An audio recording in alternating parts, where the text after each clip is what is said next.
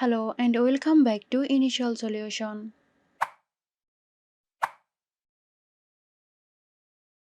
In this tutorial, I'm going to show you how to uninstall Avast. So let's get started. At first, click on the Windows Start menu and type Control Panel. Open the Control Panel application. In the Control Panel, navigate to Programs or Programs and Features. Look for Avast in the list of installed programs. Right-click on Avast and select Uninstall. So that's it. Hope you found this tutorial helpful. Stay tuned for more helpful tutorials here at Initial Solution.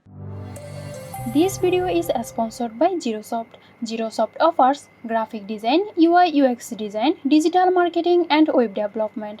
Elevate your brand with Xirosoft today. For more details, check the description box.